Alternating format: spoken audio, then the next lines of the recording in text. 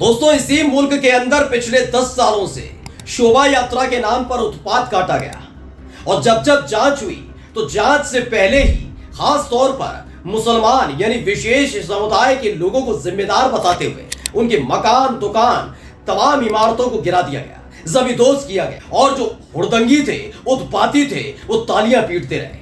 तालियां पीट पीट कर बताते रहे यही बुलडोजर न्याय है जो किया जा रहा है। शुरुआत उत्तर प्रदेश से हुई थी, लेकिन देखते ही देखते कभी असम, कभी मध्य प्रदेश, कभी उत्तराखंड, कभी हरियाणा, अलग अलग हिस्सों में खास तौर पर मुस्लिम समुदाय के लोगों को निशाना बनाया जा रहा था।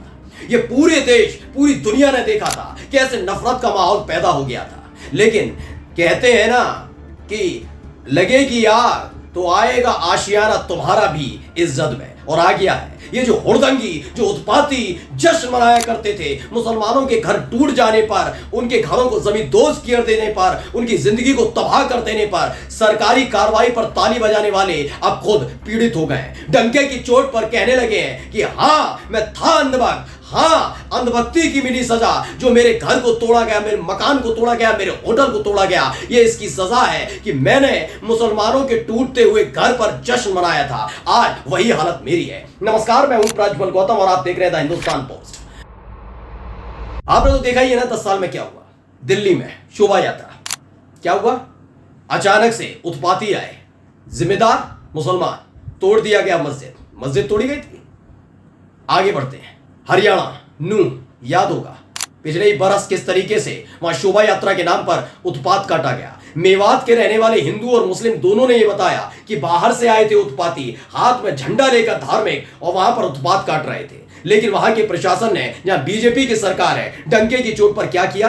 खास तौर पर मुसलमानों को टारगेट किया, उनके जमीन, उनकी दुकान, उनके मकान को तोड़ दिया गया। यही काम मध्य प्रदेश के अंदर हुआ था, खरगोन में, याद होगा। वहां पर भी ऐसी ही शोभा यात्रा निकली थी। वहां पर भी पहले ही मुसलमानों को जिम्मेदार ठहराया गया और उनके घर दुकान को तोड़ दिया गया। वो भी तब उस मकान को तोड़ा, उस मुस्लिम महिला के मकान को तोड़ दिया जिस मकान को किसी और ने नहीं बल्कि प्रधानमंत्री आवास योजना के तहत दिया गया था। बताया गया इन मुसलमानों ने गलत तरीके से, अवैध तरीके से ये घर बना रखे थे, जबकि वो आवास प्रधानमंत्री आवास योजना के तहत बना था। ये तमाम काम मुसलमानों के खिलाफ किए जाते रहे और यही वजह है, इसकी वजह से जो हालत हुई है भारतीय जनता पार्टी की, क्योंकि इस देश ने समझ लिया कि बीजेपी सिर्फ नफरत की राजनीति करती है। लेकिन जो कल तक अंधभक्त हुआ करते थे, कट्टर बीजेपी समर्थक हुआ करते थे, अब वो खुलकर कहने लगे हैं कि बीजेपी सिर्फ बदले की कार्रवाई करती है। वो अंधभक्त और अंधभक्ति का चूल्हा उन्होंने उतार फेंका। सबसे पहले वीडियो देखिए। पक्ष रखने मैं राजीव राणा अपना पक्ष रखने आया हूँ। मेरा मकान बेवजह तोड़ दिया है। मेरा मकान बीडी अप्रूव्ड है, मेरा होटल भी बीडी अप्रूव्ड है और गलत फहमी मेरा मकान तोड़ दिया इन्होंने। झूठा मुकदमा लिखकर तोड़ दिया मेरा मकान। मेरा कोई दोष नहीं है, मेरे किसी परिवार का दोष नहीं है। और जिस प्लॉट को लेकर मुझे गलत ठहराया जा रही है, उसके मैं ये सारे पेपर लेकर आया हूँ। ये सारे पेपर हैं, ओरिजिनल डॉक्यूमेंट है उसके। ये आप पहले क्यों नहीं आए? क्या वजह थी इतना लेट आए? जब भी हम थाने आना चाहते थे, कोई ना कोई हमें डिस्टर्ब करता था, कहता था हम बहुत मतलब हमारी को सुनने को तैयार नहीं था। 2-3 बार हम थाने से लौट गए, एक बार हम एसएसपी साहब के यहाँ से लौट गए और हमने अपना वीडियो भी वायरल किया अपनी बात कहने के लिए। कोई भी हमारी बात सुनने को तैयार नहीं है। आज हमारे पूरे घर को तहस नहस कर दिया, हमारा पूरा परिवार सड़क पे आ गया आज। और ये सच बताएं आपको, ये हम जैसे बीजेपी अंधभक्त की यही सजा होना चाहिए। जो हम थे, जो बीजेपी के अंधभक्त होते हैं, उनकी यही सजा होना चाहिए जो आज हमारे साथ हुआ। इससे आंखें खुलेंगी हमारी और हमारे अंदर से जो अंधभक्ति निकलेगी। तो विनोद कापड़िया उन्होंने क्या ट्वीट किया? बुलडोजर से मकान गिराए जाने के बाद ये बीजेपी समर्थक बोला, मैं अंधभक्त था, अंधभक्तों की यही सजा होनी चाहिए। दरअसल ये है राणा बाबू। कौन है ये? बरेली में आपने भी हाल में एक वीडियो देखी होगी।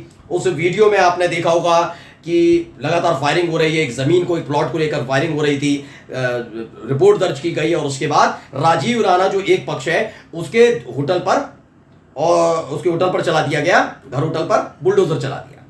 उसने कहा कि भाई पहले जांच तो हो जाने देते, लेकिन जांच नहीं हुई। बिल्कुल मुसलमानों के खिलाफ जैसे कार्रवाई होती थी वैसे ही हुई। और अब आपने सुना क्या कहा? राजीव राणा ने साफ साफ कहा कि पूरी सही तरीके से होटल भी बना था, घर भी बना था, लेकिन चूंकि कार्रवाई दिखानी थी, कितनी भयंकर कार्रवाई की जा सकती है, इसलिए उनका मकान और उनके होटल को गिरा दिया गया। उन्होंने आखिर में यह भी कहा, राजीव राणा ने, कि भाई मैं तो अंधभक्त हुआ करता था, जो ये मकान और ये जो होटल गिरा है ना, बिल्कुल सही गिरा। ये अंधभक्त की सजा यही होनी चाहिए। सुनी लिया। अब यूपी तक ने खबर छापी और क्या लिखा? खुद को बीजेपी का अंधभक्त बताने वाले बरेली के राजीव राणा के घर होटल पर चला बुलडोजर, वीडियो वायरल।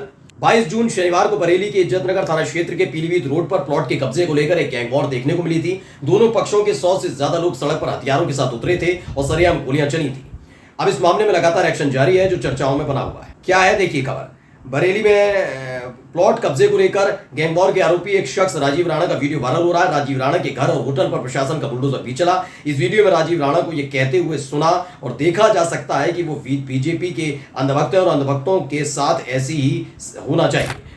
ये पूरी की पूरी जानकारी उन्होंने आगे आकर दे दी। मैंने कहा ना, मुस्कुराइए ना, हंसिए, ठहाके लगाइए।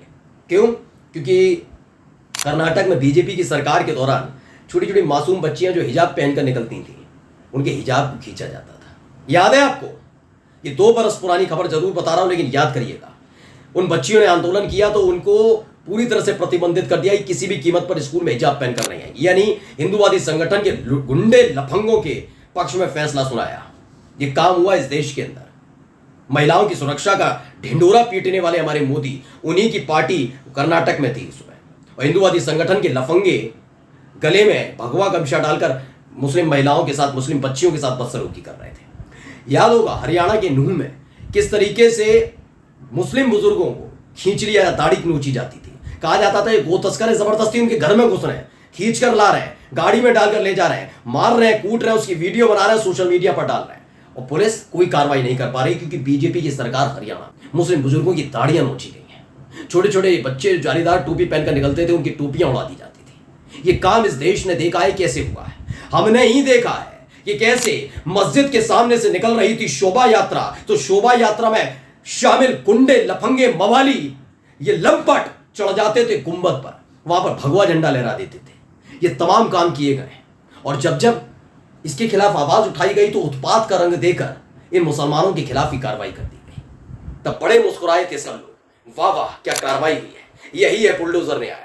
और यही बुलडोजर न्याय उत्तर प्रदेश से उठकर कहां पहुंचा था? असम पहुंचा था, मध्य प्रदेश पहुंचा था, हरियाणा पहुंच गया, उत्तराखंड पहुंच गया, कर्नाटक, अलग अलग जगह जहां जहां बीजेपी शासित राज्य है वहां वहां डंके की चोट पर एक बुलडोजर वाली कार्रवाई हुई। कोर्ट ने भी कई बार चेताया कि बिना जांच के बुलडोजर चलाना पूरी तरह से गलत है, लेकिन नहीं, जिनकी सोच ही मवालियों वाली है वो कहां मानते। तो लगातार ये कार्रवाई होती रही।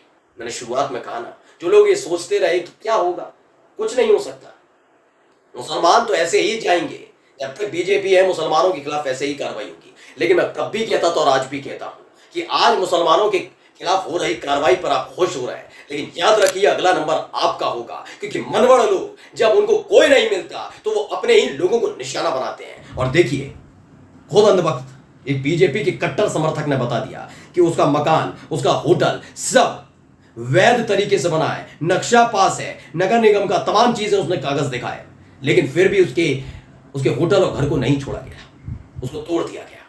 मैं पहले भी कहता था कि अगर कोई लड़का गलत निकला है, चाहे वो हिंदू हो या मुसलमान, उसके परिवार को सजा क्यों दी जाए, क्यों उसके आशियाने को तोड़ा जाए, क्यों उसके परिवार को इसकी सजा दी जाए, क्यों उसके बूढ़े माँ बाप, उसकी बहन को, उसके परिवार को खुले आसमान के नीचे छोड़ दिया जाए। लेकिन योगी आदित्यनाथ के समर्थक बुलडोजर का खुलकर समर्थन करते थे। अब बताइए, मैं कहता हूं अगर राजीव राणा ने किया है, न केवल जांच हो, पुलिस को फौरी तौर पर इस आदमी को गिरफ्तार करना चाहिए था। बाद में गिरफ्तार कर लिया, लेकिन इसमें इसके परिवार का क्या लेना देना था?